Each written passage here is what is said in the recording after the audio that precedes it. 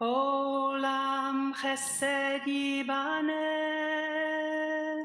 yadadai, dai, dai, yadadai, dai.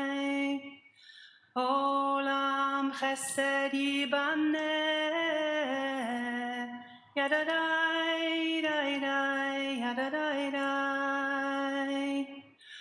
Olam chesed yibane, yadadai, dai, dai, yadadai, dai. Olam chesed yibane, yadadai, dai, dai, yadadai, dai. Olam chesed yibane. The world will be built from chesed.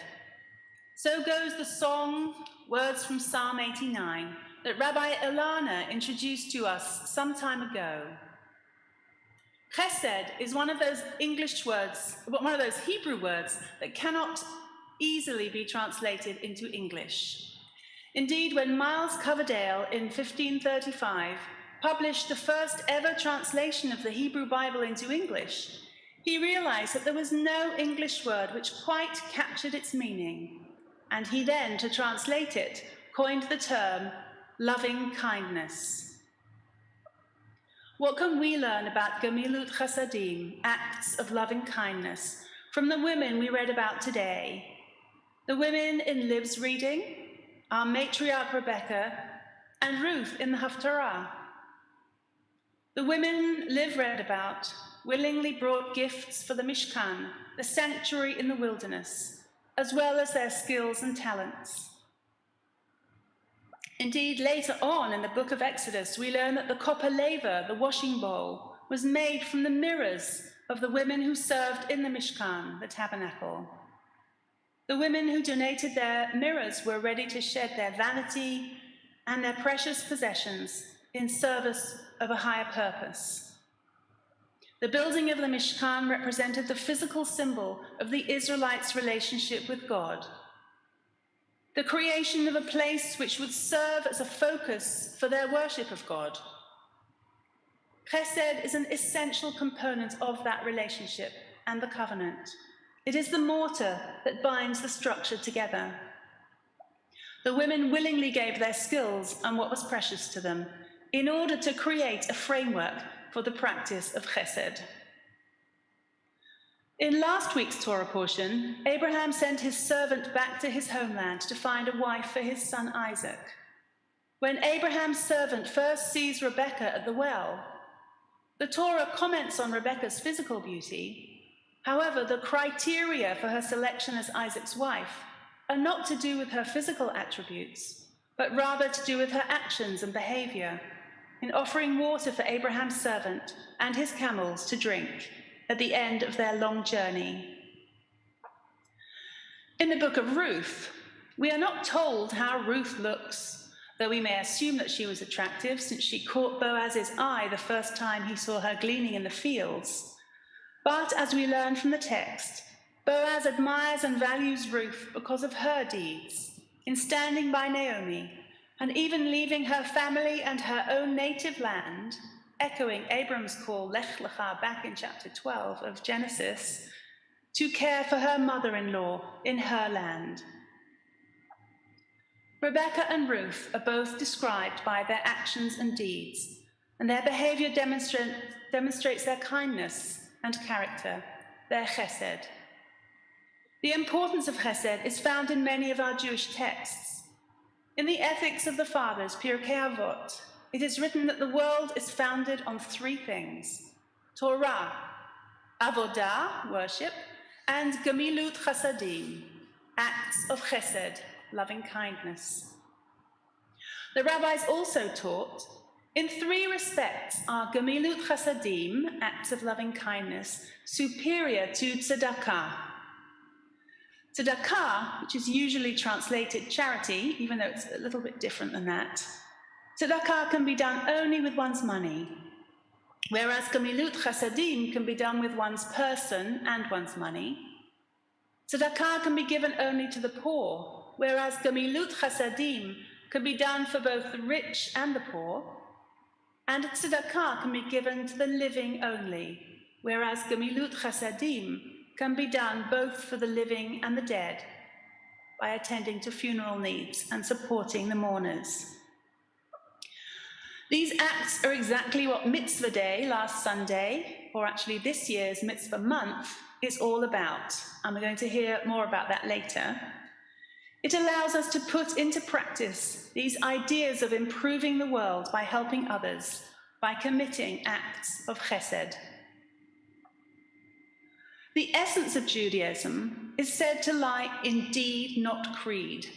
It lies not in what we believe, but in how we act. The great medieval commentator Maimonides stated that the purpose of the laws of the Torah is to bring mercy, loving kindness, and peace upon the world.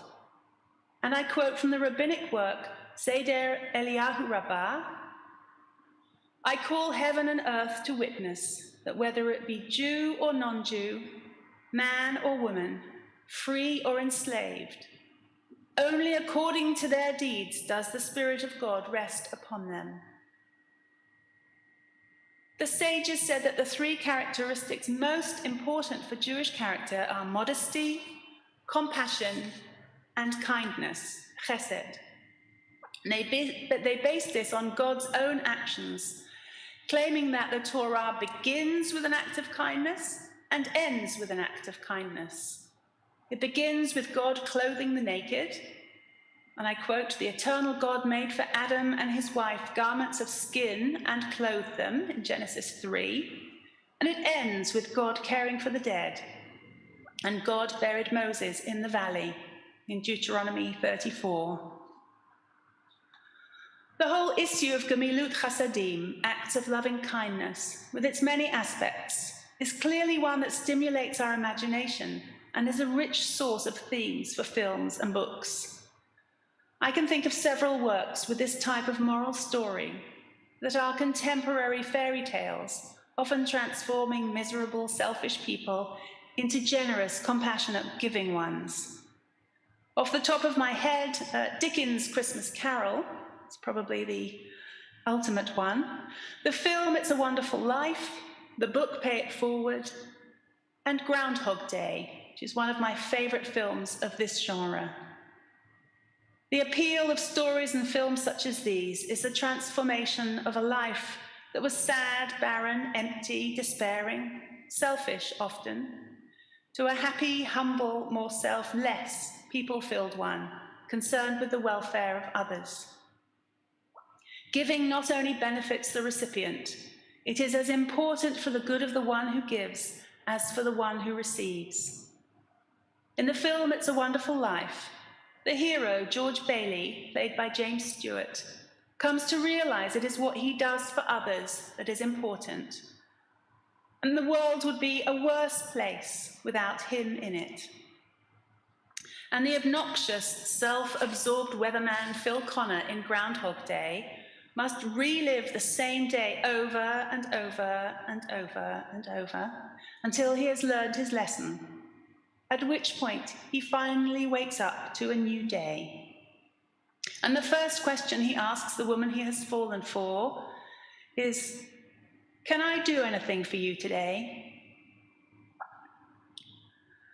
The stories we read in the Torah invariably have a moral purpose to lead us to live noble and good lives, either by emulating, or not sometimes, the actions of our ancestors.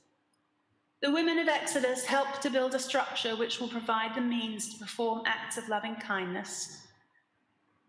Though the Torah describes Rebecca as Tovat Mar'eh Me'od, very beautiful, the beauty it goes on to describe is the beauty within her. She is kind, helpful, and hospitable to Abraham's servant, even though he is a stranger. She's thoughtful of his feelings and concerned not only for him, but also for his animals. In similar vein, Ruth is praised for her loyalty and steadfastness to her mother-in-law, her hard work, and her real compassion for and care of Naomi. The late Rabbi Abraham Joshua Heschel used to say, "When I was young, I admired cleverness. Now that I am old, I find I admire kindness more. And in March 1944, Anne Frank wrote in her diary, "Give of yourself. You can always give something, even if it is only kindness.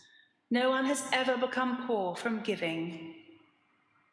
When we give of ourselves, we live the essence of Judaism, and with God's help, come a step closer to creating a better, kinder world and leaving behind a legacy that will be of real benefit to those who come after us.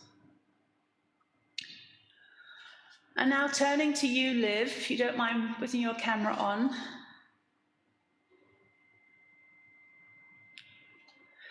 On this day, we celebrate your becoming Bat Mitzvah, a daughter of the commandments. It's one of the great rewards of being a rabbi, to be able to be with families at significant life cycle moments. And I have been privileged to be with your family through sad times as well as happy ones. From way back, definitely before you were born, when I was at Northwood and Pinner Liberal Synagogue and knew your grandparents, Maureen and David, your mother and your aunts, to my time at the LJS, when I was involved with Izzy's Kabbalat Torah, Jake's Bar Mitzvah, and now yours. I know the family has been through some tough times recently, and it is wonderful to be able to look to the future with hope and to celebrate together this happy occasion. It's been a real pleasure for me to accompany you along this path towards your Bat Mitzvah. You've been a delight to work with, diligent, interested, and committed. We have debated some issues, and you have stood your ground, an indication of your girl power. You are fortunate to have the support and love of your parents, Simon and Charlie, who have both helped you prepare for today, and your siblings, Izzy and Jake, your grandparents, all your family, your teachers and your friends. I hope you feel deservedly rewarded for all the work that you've put in. I know that your teacher, Dr. Dov Softy, is proud of you, as we all are. You have many talents and qualities. Your thoughtfulness, sense of fun, independence, and positivity will mean that you will never lack friends. Your love of sports and that competitive streak in you, your strength of character and your natural leadership ability will stand you in good stead in your life. One of your family members commented that, like the two biblical women we've talked about today, you were as lovely inside as outside. And indeed, if everyone were like our Bat Mitzvah, the world would be built on chesed, on kindness. May we be blessed to see you continue to grow, strong and well-rooted in your Jewish life and tradition, Liv. May your achievement on this day always be a source of inspiration and pride to you. As you continue your journey through life, we hope you will learn from all your experiences along the way. And this has been quite an experience, hasn't it? Bat Mitzvah in the time of the COVID-19 pandemic, as I said last night, something to look back on one day and tell your children and grandchildren about. May you, like the people in your Torah portion, continue to give from the heart and develop and nurture that aspect of chesed that we see so clearly in your character. May you continue to be a blessing and to bring blessing to your family, your friends, your community, the wider community of which we are a part, and most of all, to yourself. Amen.